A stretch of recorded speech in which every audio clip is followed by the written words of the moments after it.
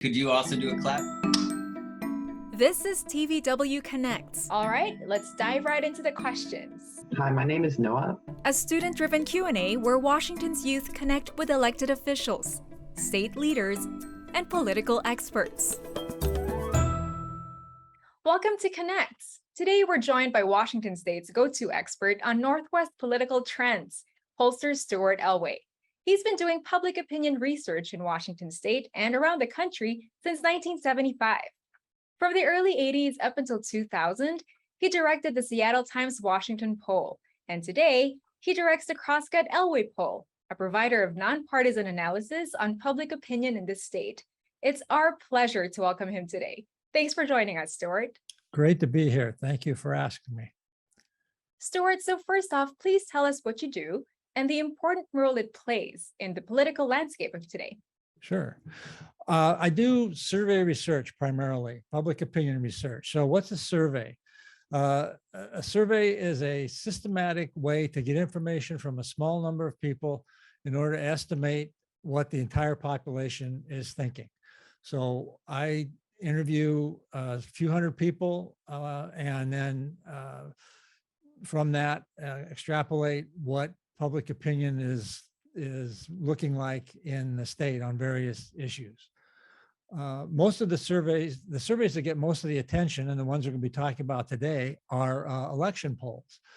But most surveys are done for organizations like governments, nonprofit agencies, television, media, and businesses that want to learn about their constituencies or their customers.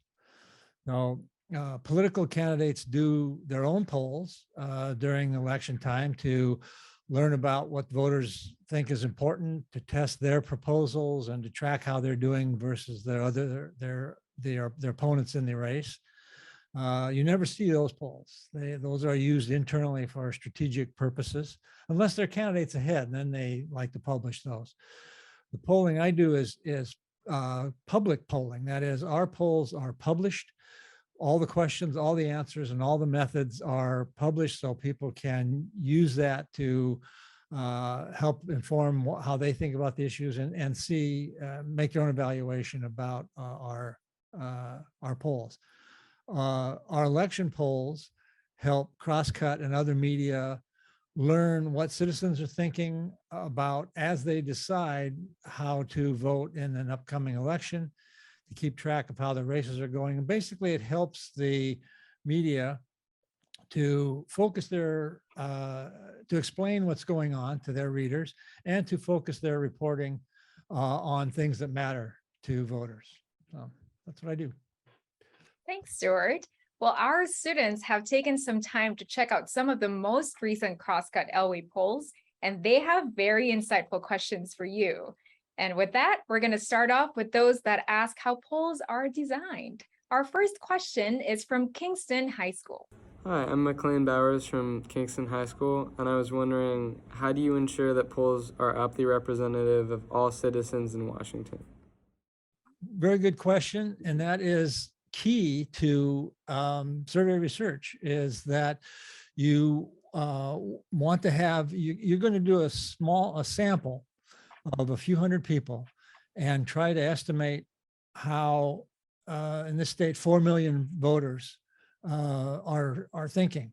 So that sampling is key to the whole process. It's the foundation of the whole thing.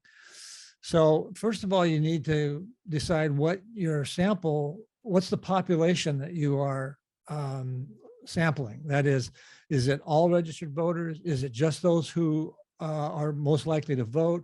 Is it all adults? I've done surveys of high school students. So who's the population that you're looking for?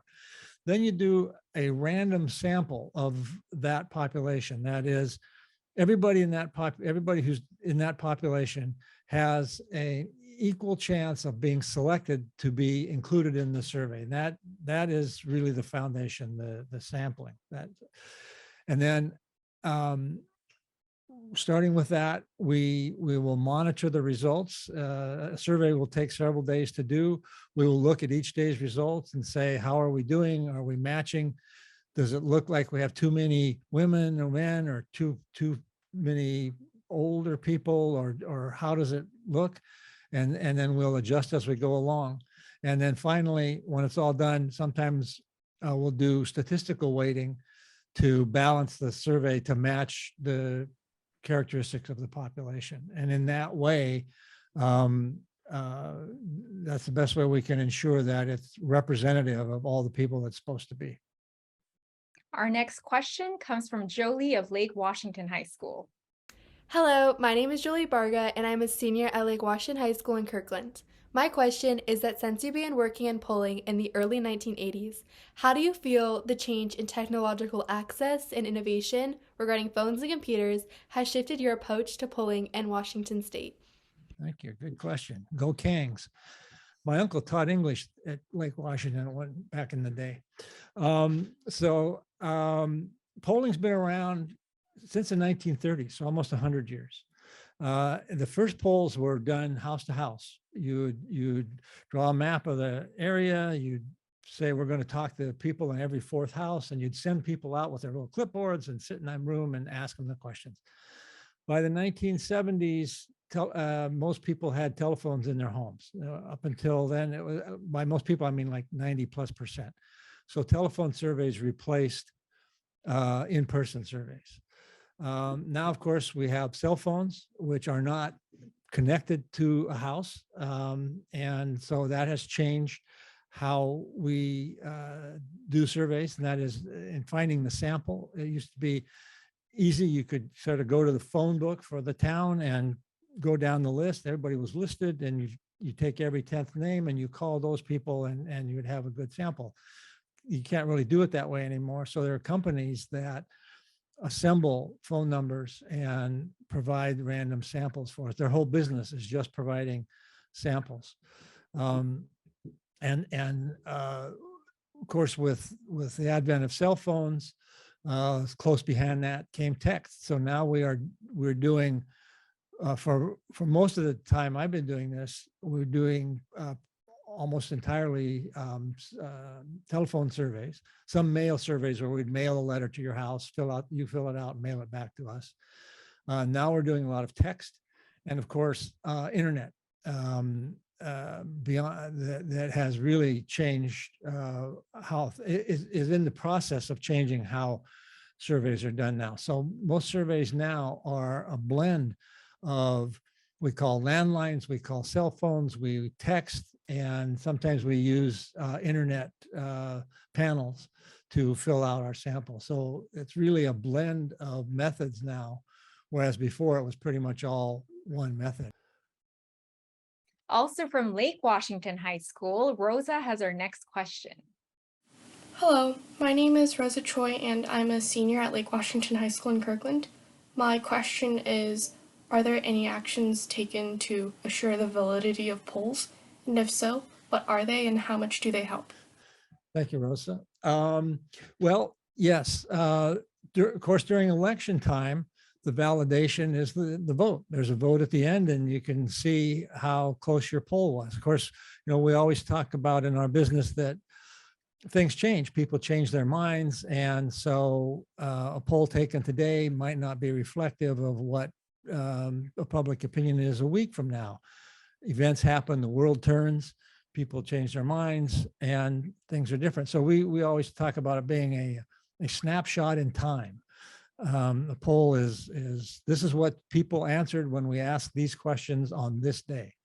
But as you get closer to the election, you have a vote and an election and the results, and you can tell how close your poll was. I said Smith was going to win by 51% and Jones won by 62%. That was not a good poll. So that's about the only time when we have that kind of external validation.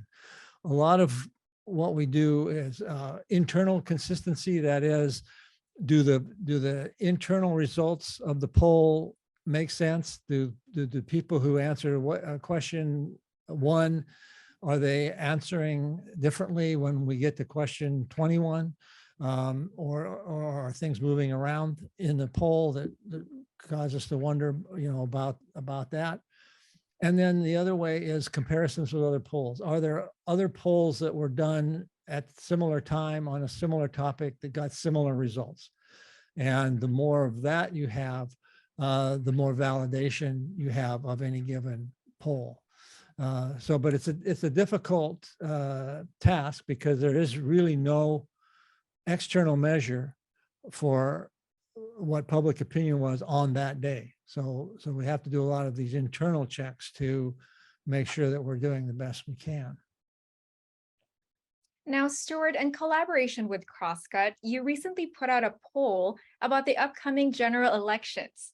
Tell us a little bit about that and your partnership with Crosscut. We started collaborating with Crosscut in 2018. We do 4 polls a year for the Crosscut Elway poll. And what we did was, I've been doing the Elway poll since 1992, and then we partnered with Crosscut in 18. So we do 4 a year. Most of the time, it's 400 citizens of Washington, registered voters, most of that time. And as I think you mentioned, it's the only ongoing independent survey that's in the state that measures public opinion on a regular basis like that. And most of it is not about elections. Most of it is about issues like education or homelessness or crime or the economy or something that's going on in the news. But during election time, the focus is pretty much on elections. But in those elections, we try to get beyond the horse races to explore what voters are thinking about as they make their choice. What questions do they have? What issues do they think are important? What candidates do they think best reflect the voters' view on these issues? Those sorts of things. So that helps Crosscut to explain election, the campaign as it goes along, and to focus their reporting on things voters care about most. So we know in this recent poll, we asked, how are you planning to vote in the US Senate race? Are you planning to vote for Republican or Democrat for Congress and for the legislature? But then we also asked questions about, in the last couple of polls of, do you agree with for example, the Supreme Court's rulings on Roe v. Wade? Do you agree with the Supreme Court on their decision on gun rights? And so other things that other people are saying, we test those in the survey too, and then match those with the voter opinions about and conclusions about who they are intending to vote for. So all in all, it helps the reporters at Crosscut understand better the dynamics of an election as it's moving along. Thank you, Stuart. And with that, our students have some questions regarding the general election poll. Our first one is from Open Window School.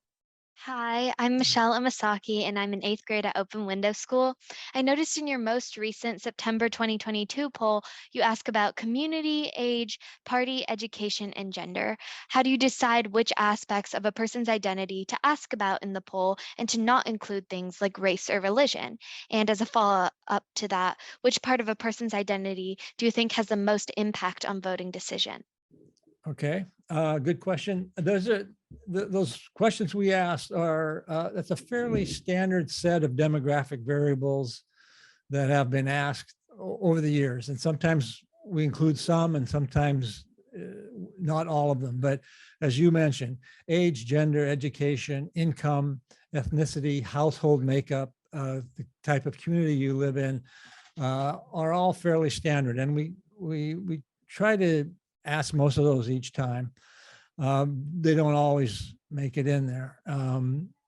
In this election poll, what has been happening is over the last few years, we've noticed that different things seem to be making an impact. Education level seems to be making a larger impact now than it did in years gone by.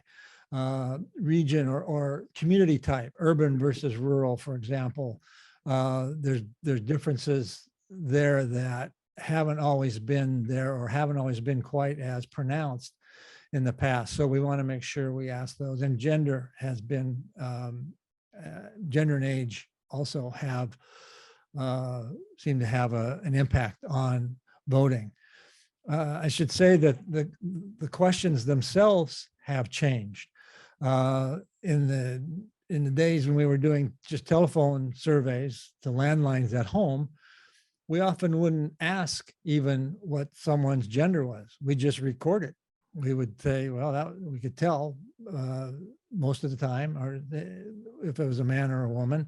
If we didn't, if it were unclear, we'd ask, but most of the time didn't ask. Now we ask, how do you identify? And they're given male, female, or self-described, and so several other options. Same with ethnicity. It's not, the question is, how do you identify? So some of those questions are evolving as, the social norms change as well. So, and then the way we use those is what we call crosstabs, which is we look at all the answers in the question, in the survey, in the questionnaire, by categories in each of those. So do young voters have different opinions about issue X than older voters? Do men and women have different patterns of answering? People of higher or lower education attainment. So that's what we look at when you hear them talk about the crosstabs. That's what they're talking about. All right. Joining us next is Marissa from Open Window School. Hello, Hi, my name Marissa. is Marissa Wu, and I have a question for you. Under the most important factors that help people decide how they vote, I noticed that one subcategory of the economy factor was gas prices, while there was still inflation as its own category. Right. Why are gas prices separate from the inflation category? Was it too important to combine with inflation? And have there been different subcategories in previous years based off of current events? Yeah, that was what we call an open-ended question. So we just ask, what are the most important factors? The voter gets to say whatever they want, and we record it verbatim. And then we go back and look at their answers and code and categorize those after the fact. Most of the questions you see in the questionnaire, it's a multiple choice type of question, but in an open-ended question, or essay question, I guess you would call it, they get to say what they want. So what we wanted to do was make sure that we captured, the detail that people were talking about. So specifically in this case, how many people specifically said gas prices versus just said cost of living, or said jobs, which didn't show up much in this one, or other types of the economy. So you see in the results that we have those listed, but then they are all grouped into the larger category of economy. So I have to look.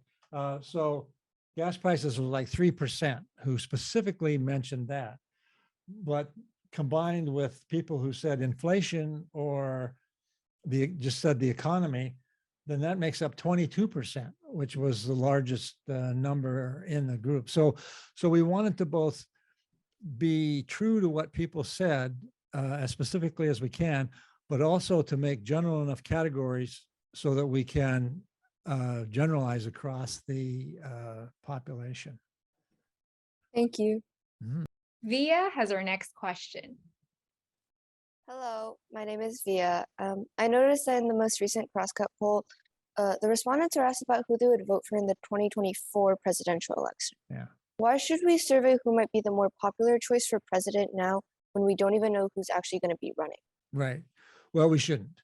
The purpose of that question was really to measure Trump's support in the GOP. As you know, there's quite a battle going on, actually in both parties, but in the Republican Party versus the Trump Republicans versus the Republicans who wish he'd go away. So what we really wanted to do in that question was find out how many of those people there are. What influence does Trump still have in the Republican Party in Washington State? So, but we didn't want to just ask that, because then we'd only be asking Republicans, and we didn't know who was Republican yet, because we don't ask that till the end of the survey. So we asked a broader question so as not to signal what we're looking for and possibly bias the answer. So we found out, how do Trump Republicans differ from Trump opponents? And as a bonus, because we asked, because we wanted a balanced question, we put Biden in there as well. We found out that there is almost an equal number of Democrats who prefer Biden and would prefer someone else. So both parties have this dynamic going on where the leading candidate is only popular with about half of the people in their party. So we'll use that as a baseline, as a marker over the next 2 years as we get closer to the presidential election, to see how that dynamic changes in each of the two parties. Thank you. Still on the subject of the Crosscut Elway general election poll, our next question comes from Maya. Hello, my name is Maya Shukla, and I'm in 8th grade at Open Window School. When reading the most recent Crosscut poll, I noticed that the majority of those living in urban and suburban areas vote for the Democratic Party. Is this a usual trend that has been seen in past elections, or is it specific to this election only? Thank you. It is a trend that has been developing for some years, and not just here, but nationally. If you were to look at a map by county of red and blue, who voted for Democrats and who voted for Republicans, you would see red. The country looks red, except for the cities and the most urban areas, those are blue. And that's the same case we have here. The urban areas are pretty solidly Democratic in Washington and in most states across the country.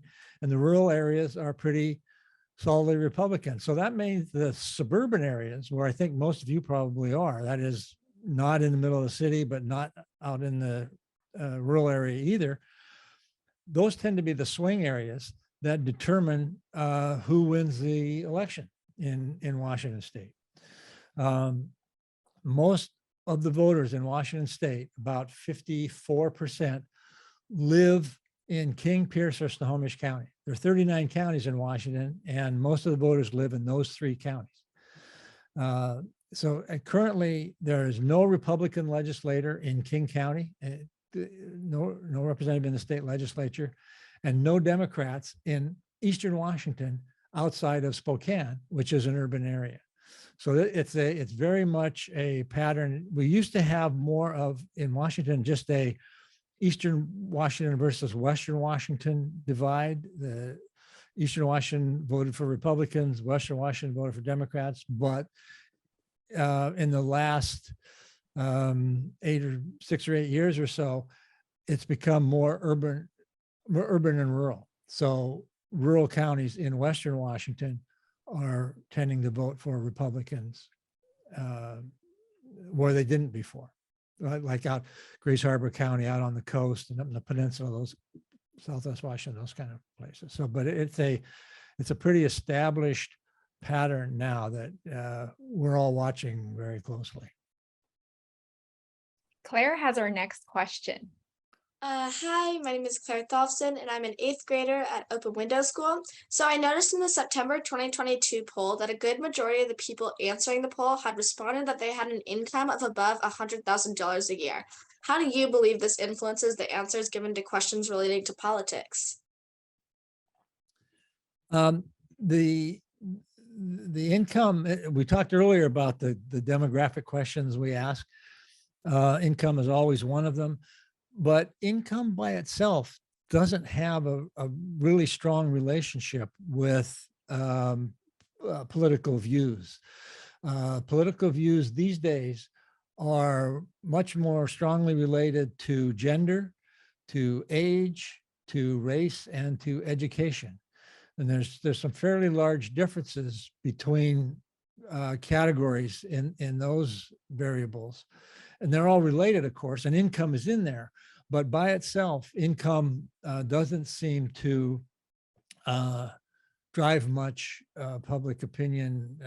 There's some differences, but it's not nearly as significant as some of these other variables. All right, Sylvie has our next question. Hi, my name is Sylvie Berry, and I'm in 8th grade at Open Window School. I noticed in the latest poll, 46% of voters strongly disagreed with the decision of the Supreme Court overturning Roe v. Wade's federal abortion protection to the state governance. 51% of the likely voters in Washington are women. So considering this evidence, do the polls suggest that the number of women voting will increase due to the overturning of Roe v. Wade? The Dobbs decision, which overturned Roe v. Wade, is having quite an impact in this election. It has elevated the interest and importance of the election, especially to women. We've seen here and nationally women registering to vote sometime for the first time at higher levels. That seems to be sort of baked in now. That it crested earlier in the summer, that enthusiasm, and now we see, and so what happened was early in the year, it looked like this was going to be a Republican, they're calling it the red wave. In our January poll, it looked like the Republicans were going to win everything, which is typical in an off-year election. The president's party always seems to lose seats in Congress during the off-year election, and the legislature in Washington State moves in the same way, not quite as pronounced. In our January poll, no one mentioned abortion as an important issue. In our open-ended question I just talked about, didn't come up. In September, 16% said that was one of the most important factors in their vote. So whether that continues, and so they're already in. It's not increasing anymore, but it was a huge boost for the Democrats, frankly, between January and September. So what seems to be happening is that the abortion issue, as I said, is sort of already baked in, and with gas prices still going up and the economy still not doing that great, that has sort of reemerged now in these closing weeks as a more important issue. So we'll see. There's 2 weeks to go. We'll see what happens, but it definitely had a significant impact on the overall election this year. Okay, thank you, Stuart. Up next, Patrick of Open Window School wants to know about polling trends. Hi, I'm Patrick Loudon, and I noticed in the recent poll numbers that females tended to lean more left than males. Is this a trend you have seen for a while, or has it changed in recent years? And what do you think the reason behind that is? It has the gap is there. It's grown maybe the last 10 or 20 years. First of all, there are more women than men registered to vote here in Washington State by a couple of points. So in this over the last generation, I would say, there's developed a rather large gender gap, as you noted.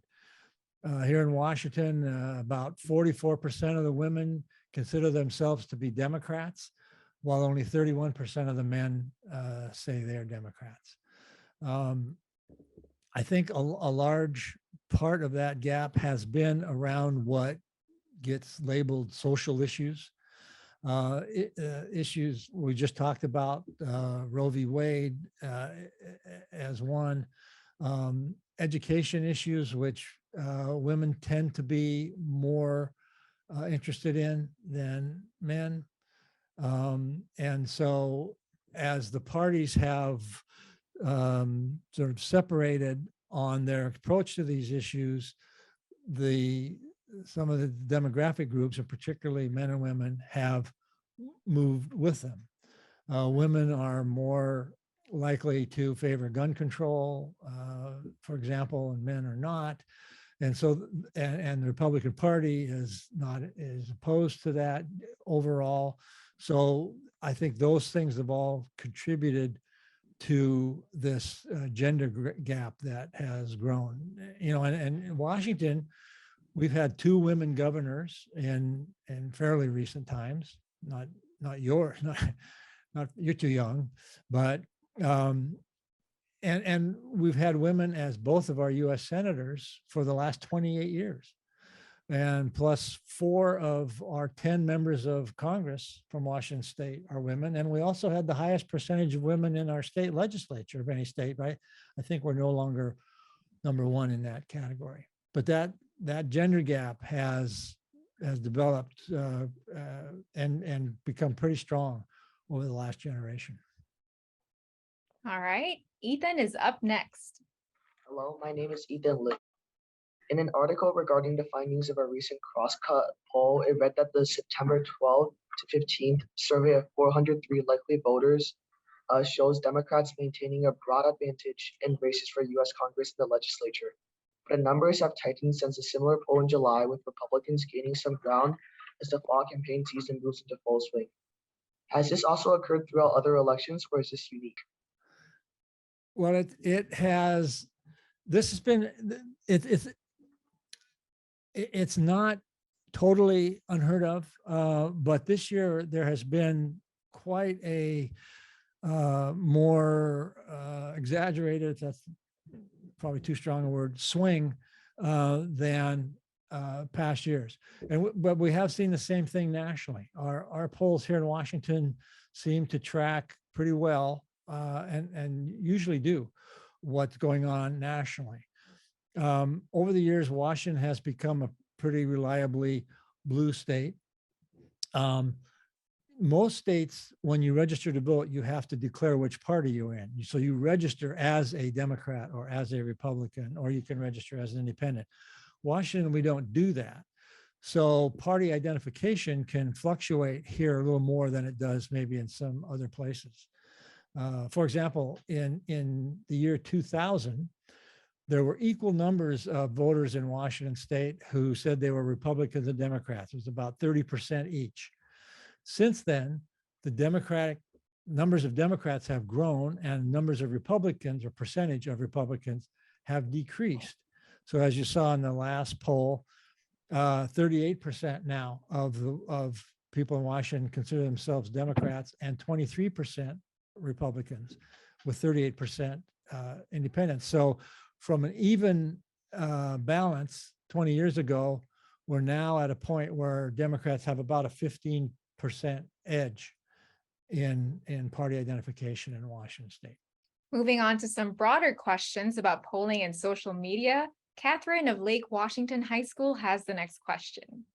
Hi, my name is Catherine M. I'm a senior at Lake Washington High School, and my question for you is, do you think social media such as Twitter have a greater influence on elections than poll results, or do you think poll results have more power in influencing the public opinion?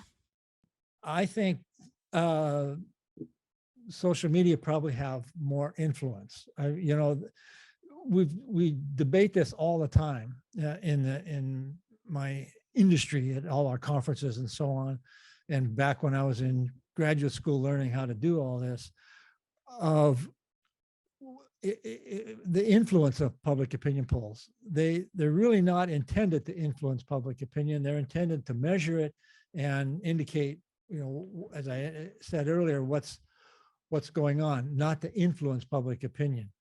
But I think that social media is having a tremendous influence in our politics and how people how they communicate with each other, how organizations get put together, how organizations communicate with their members. All of that is just night and day different from the olden days when you had to copy things and mail them to people, or do telephone trees. I'll call 2 people and they each call 2 people, and you organize that way. Now you can do it instantly on your phone, and it's very clear that social media is having a tremendous impact on how politics is conducted in this state, in this country. I always think of politics as sort of the grand conversation of the society, of where we're going. And sometimes it doesn't seem like it's so grand, but it's really the way people come together to solve common problems, and social media is the way people do that more and more. And certainly as you get older and become more and more involved, and how society is going to change, it's going to be the way things get done. It changes the way candidates communicate and the way opinions are formed. But I don't think polls themselves are all that influential. I mean, you see a poll and say, well, my candidate's behind or my candidate's ahead. Does that mean, well, I guess I'm not going to vote for them if they're going to lose anyway? Maybe people that do that, but I don't think I hope that's not a very significant number of people. Our next question comes from Maylene. Hi, my name is Maylene Brisboy. I'm an 8th grader from Open Window School. I noticed that the top factors affecting votes includes 16% abortion. Since abortion was less of an issue during last year, was there something else that replaced it, or did those people spread into the other factors like economy and party? I think they were, in previous years, I think they were focused on other issues. It was probably, it was a lot of the same people, but as I mentioned earlier, abortion seems to have brought a lot of people, and specifically a lot of women, into the electorate that weren't there 4 years ago, or 2 years ago in the last election. So I think it's having that effect. But in past elections, they were talking about the economy and education as the top issues. So both the abortion issue and this idea of protecting democracy, is democracy itself in danger? Both of those are issues that have risen to the top this year that have not been issues in the past for a long time. All right, the last student joining us is Sonia from Lake Washington. Hi, I'm Sonia from Lake Washington, and I'm wondering what the most surprising result is that you have gained in your career. I get asked that every time I do a poll. What's the most surprising result? And my standard answer, and it's a good question, but my standard answer is that if a pollster is too surprised by the answer, it probably means they didn't ask the right question. You should have a fairly good idea of, not that you are leading the witness or trying to create answers, but that you have a pretty good idea of the bounds in which questions are going to be. So none of the answers to this question were so different, like, oh, only 10% said that, and we thought everybody was thinking that. That would be a surprise. But I will say what stood out to me from this last poll, so you could call it a surprise, was the difference between Republican and Democrat answers. When we did the crosstabs for the parties, in previous years, Republicans and Democrats would mostly be, arguing about the same thing: the economy, crime, taxes, but they'd have different approaches, but they'd be talking about the same issues. In this poll, it was like Republicans and Democrats were participating in a different election. Republicans primarily, as you saw in that open-ended question, named the economy and crime, number 1 and 2. Democrats talked about abortion, climate, protecting democracy. Economy and crime were way down the list. Climate was way down the list for the Republicans, didn't hardly show up. So that was a remarkable finding. And the other thing was, for both Republicans and Democrats, near the top of the list, number 2 for both parties, was partisanship. What the factor that's going to influence me most is what party the candidate's from. And that hasn't always been the case. Partisanship itself is a much stronger factor now than it has been in past years. And it's sort of us versus them. And the most important thing is to keep them out of office. And that is a development in politics that is, I don't think the most productive way we could be going, but it is certainly a large part of how, as you see, if you watch the commercials or the news stories, this negative partisanship has really overtaken how a lot of people think about politics these days, and I don't think that's very healthy, frankly. Thanks, Stuart, and thanks for all your questions, students. They were great. Great questions.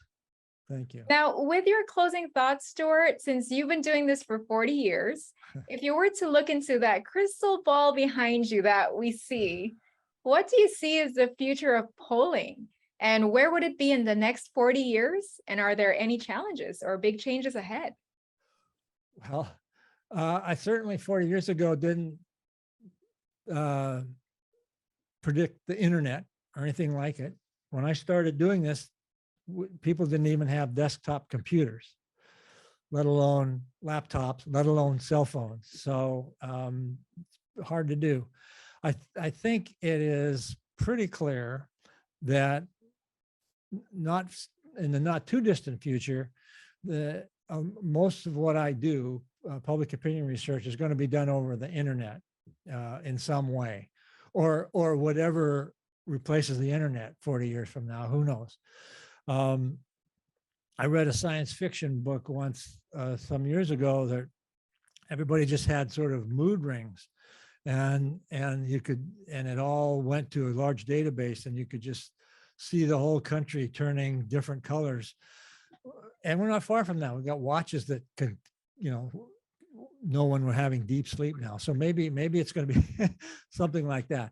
But I think it's going to be, whatever it is, I think it's going to improve the way we measure what people are thinking. I think it's going to be more interactive. As even now, I call you up, I ask you 25 questions, you choose your answer from the 4 options I give you, or an open-ended question, and I record that.